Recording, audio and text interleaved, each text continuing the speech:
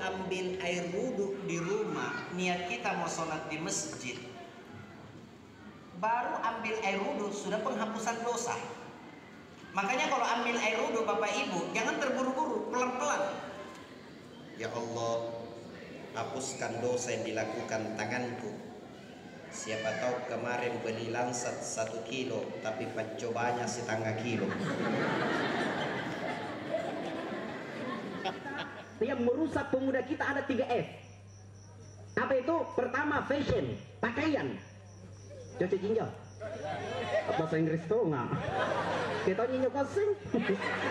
Fashion, pakaian. Ini nih pakaian yang merusak generasi muda sekarang. Pak Ibu mohon maaf, baru 4 hari dari Batam ceramah. Di sana ya Allah ya Rahman, saya sanak. Baru tidak kembali ke istriku. Dan ada tamu istriku Pak Bupati baru 1. Woi 3 nih anakku Pak. Bu, 3 nih anakku. Itu anakku kularan semua pakai jilbab. Kalau laki-laki semua. Ada yang pakai celana laki-laki. Banyak ceramah ke sana kemari Pak. Alhamdulillah malam ini saya bisa isi acara di sini. Karena besok mungkin saya ke Kendari, terus besoknya lusa ke Hong Kong, ke Singapura. Kalau ada yang panggil, ada dong yang panggil Kak. Assalamualaikum warahmatullahi wabarakatuh. Waalaikumsalam warahmatullahi wabarakatuh. Jamaah oh jamaah. Alhamdulillah. Alhamdulillahirabbil alamin. Allahumma sholli ala sayyidina Muhammad wa ala ali sayyidina Muhammad. Alhamdulillah jamaah, kita ketemu lagi di Islam itu indah. Masya Allah. Alhamdulillah senang sekali pagi hari ini. Ya Allah, saya bertemu dengan guru-guru kita yang sangat kita cintai. Ustadz Maulana. Apa kabar Ustadz? Alhamdulillah baik dan semangat hari ini. Semangat pagi hari ini jamaah. Ada Ustadz Syam juga Ustadz. Masya Allah, sehat? Sehat Alhamdulillah. Dan juga pagi hari ini tadi ya barusan kita ngeliat tayangan cuplikan dakwah dari Ustadz kita, guru kita yang baru datang ke sini, Ustadz Raja Mudin. Sehat Ustadz? Alhamdulillah. Alhamdulillah. Jadi panggilannya gini, Dai Raja. Dai Raja? Ya, Masya Allah. Satu kampung ya Ustadz ya?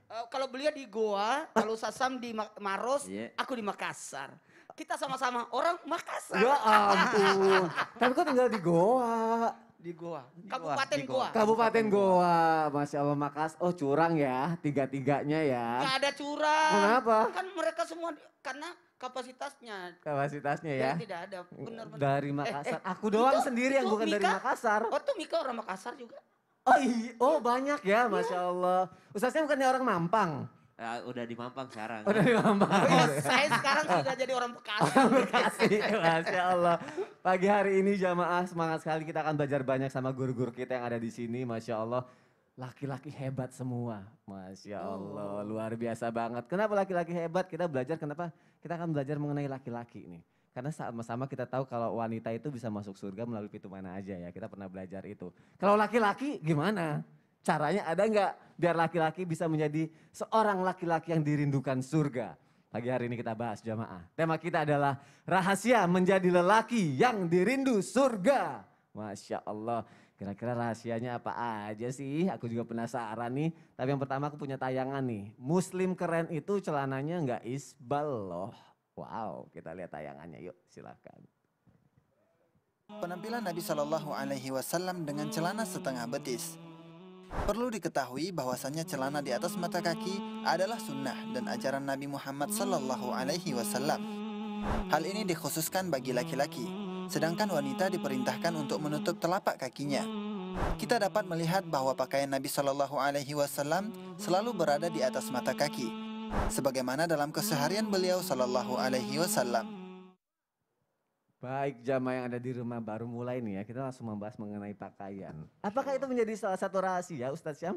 Laki-laki yang dirindukan surga? Masya Allah. Mohon penjelasannya Ustadz Syam, silakan. Tabi guru-guruku, Ustadz Maulana, Dai Raja, Mas Soni, serta guru-guru kami yang dimuliakan Allah Subhanahu wa Ta'ala.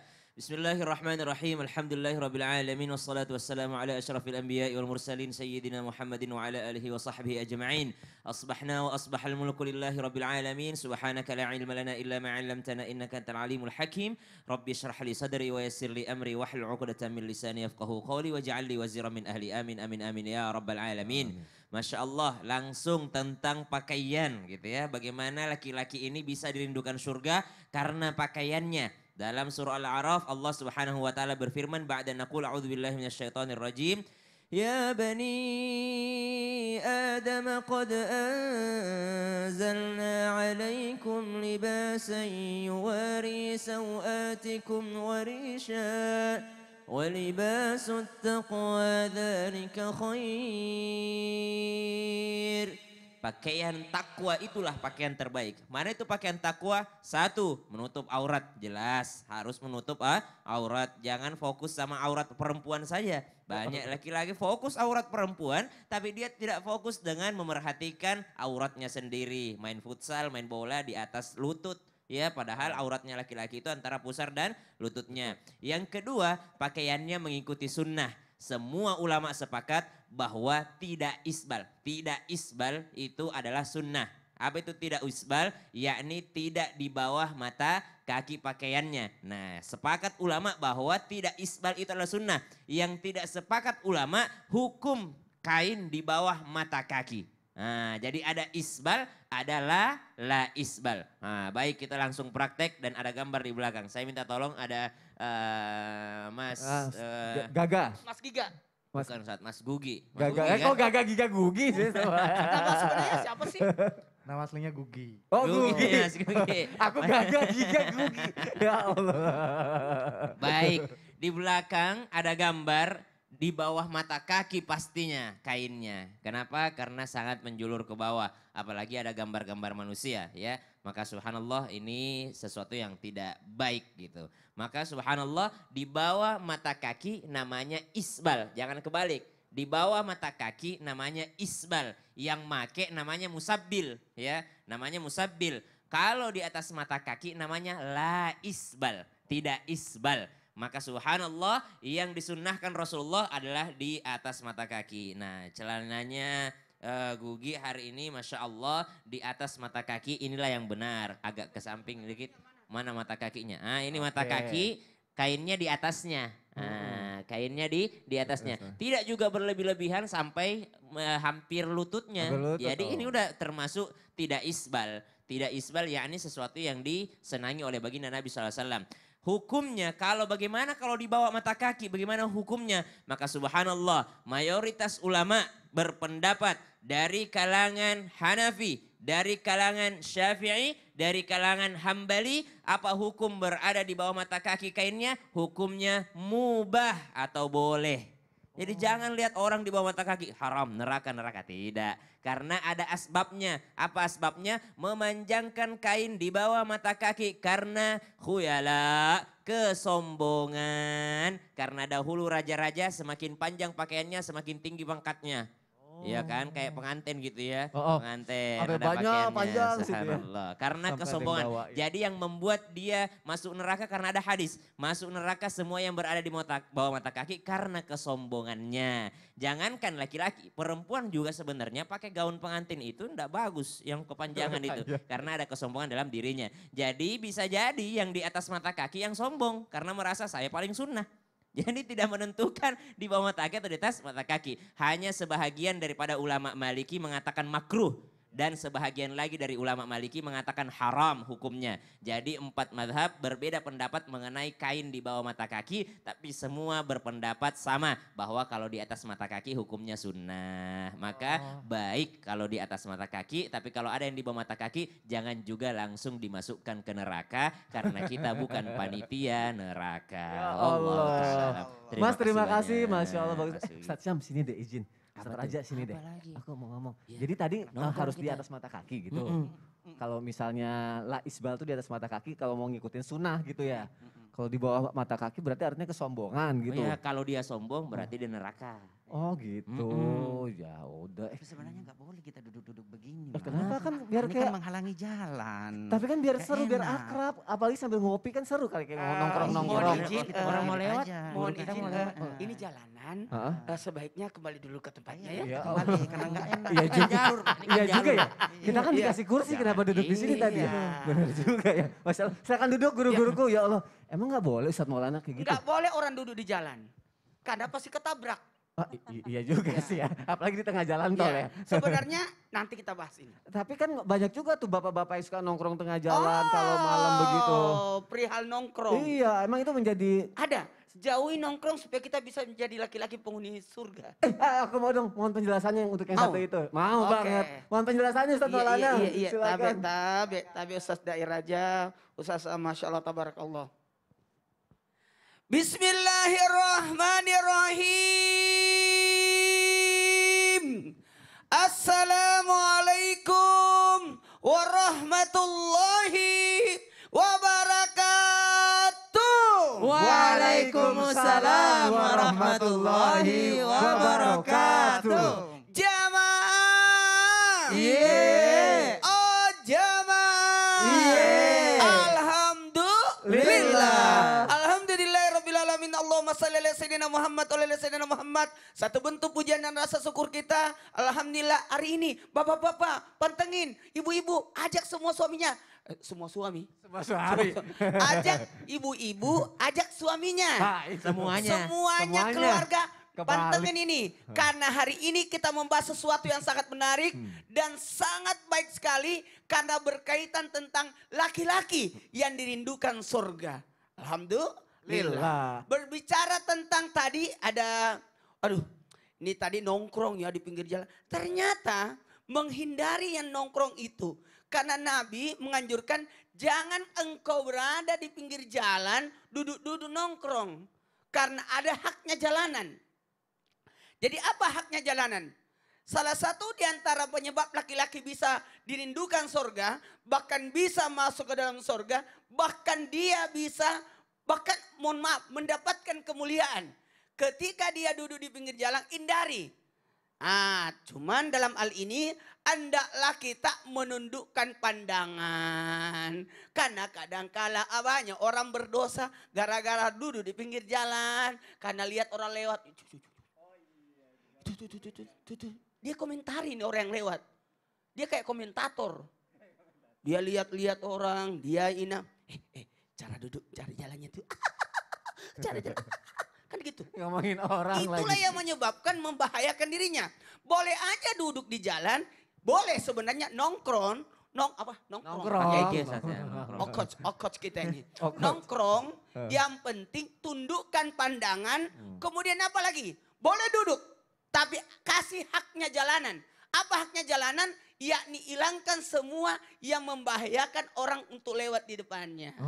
Jadi jangan bikin, maaf, ada sekarang namanya yang tanggul-tanggul apa nih? Trotoar. Polisi tidur. Polisi tidur. Iya. Sebenarnya itu kan ada aturannya. Oh iya. Kebayang kok 1 meter ada lagi 1 meter ada.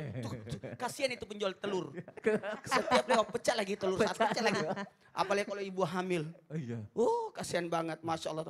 Dan yang paling penting menyerukan kepada kebaikan. Jadi kalau duduk di pinggir jalan, contoh tadi duduk. Iya, aku Kalau ada orang lewat, contoh, Nih, gimana?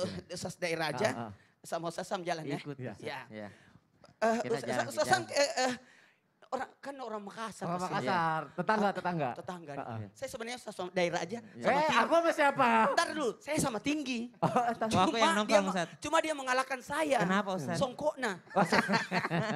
Tapi tenang, sepatu saya tambah 7 cm. Nah ini, ketika berjalan, kasih haknya dia. Kalau contoh, kalau dia bertanya, duduk di situ, duduk. tanya, ya, Mbak De, lampu tanya warkop alamat, deh, tanya Sus. alamat, silakan. Lampu warkop. Iya. Di mana ada warkop di sini, Mas? Warkop. Iya. Dono Kasino Indro.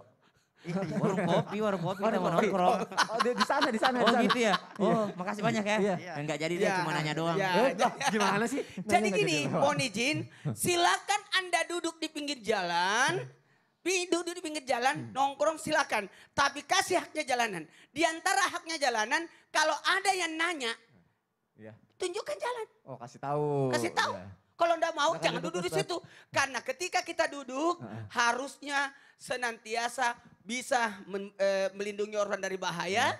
Kemudian yang kedua termasuk salah satunya adalah menunjukkan orang kalau ada yang bertanya. Oh iya.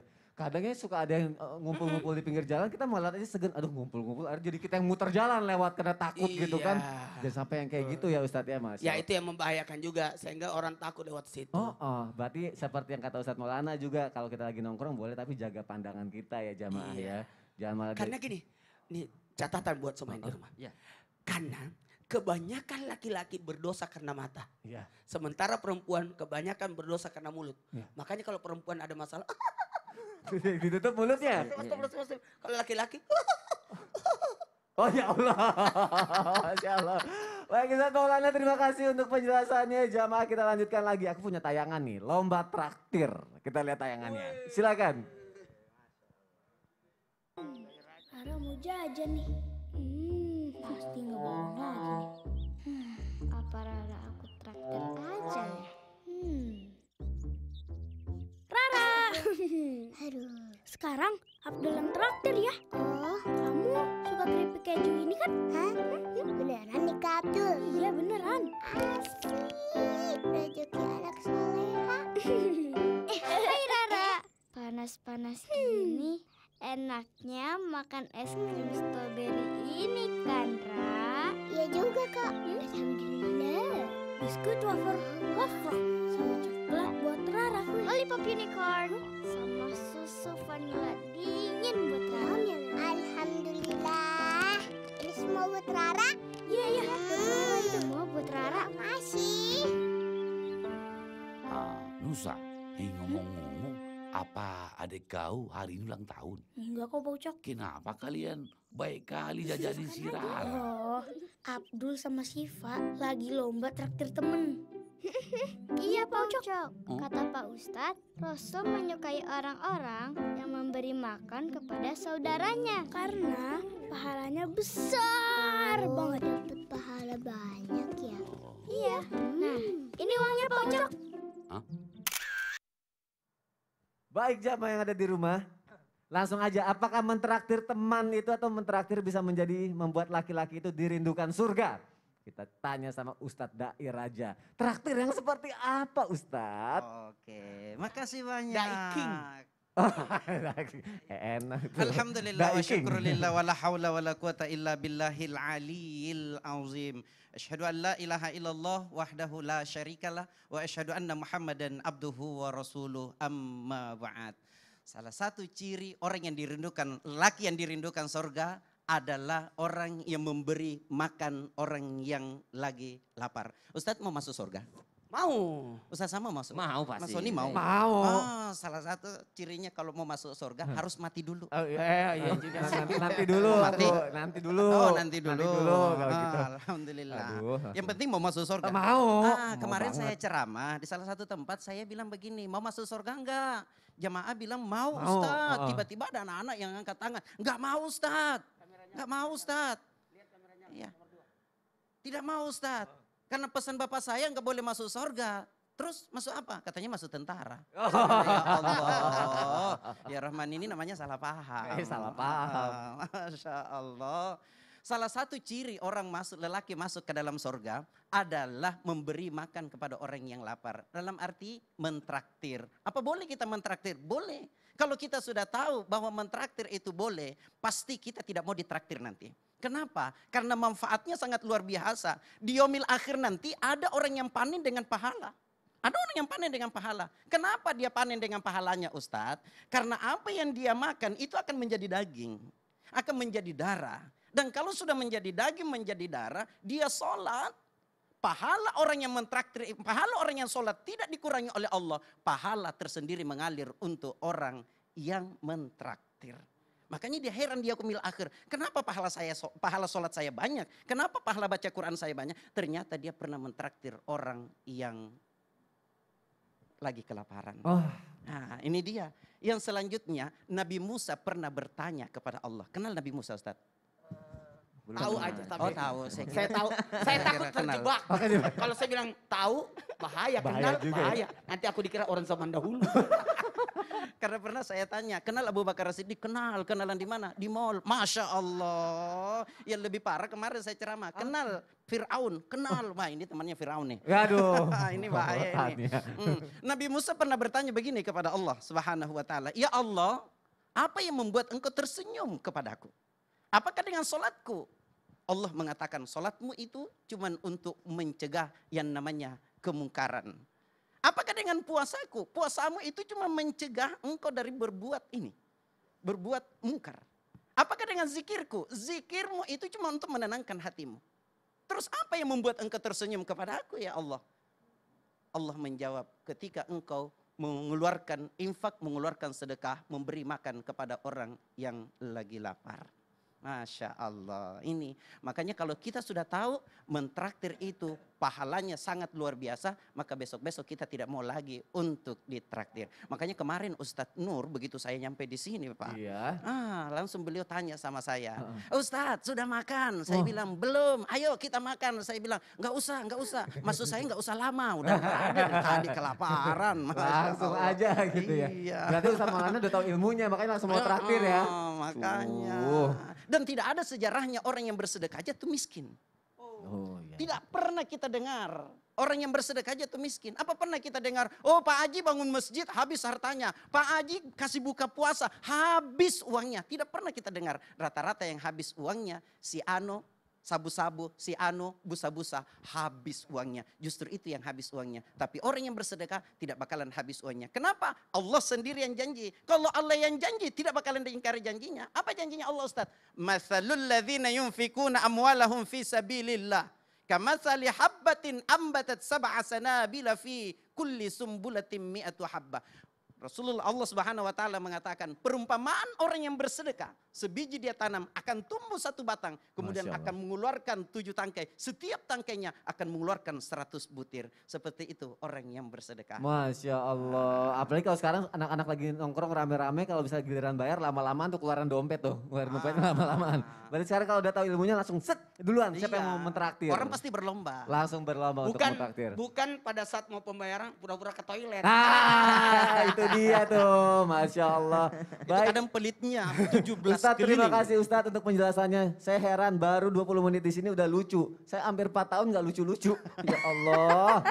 Nanti saya banyak belajar. Kita lanjutin lagi ya jamaah. Ustadz Sam, aku mau nanya. Katanya laki-laki yang dirindukan surga itu yang berpuasa. Puasa seperti apa? Kalau puasa Ramadan kan wajib. Puasa sunnah kah? Puasa Daud kah? Jangan salah. Sesuatu yang diwajibkan sama Allah Subhanahu wa taala itu enggak free loh. Allah itu maha berterima kasih. Jadi Allah tuh enggak sekedar mewajibkan tanpa ngasih hadiah. Kita ngerjain yang wajib-wajib aja, itu Allah udah kasih hadiah yang luar biasa. Apalagi kalau kita tungguin penjelasannya setelah yang satu ini. Ya Allah, kirain tadi mau dijelasin, katanya digantungin. Setelah yang satu ini jamaah jangan kemana-mana, tetap di Islam itu indah. Gak lama kok, jamaah. Alhamdulillah. Bagi Jessica.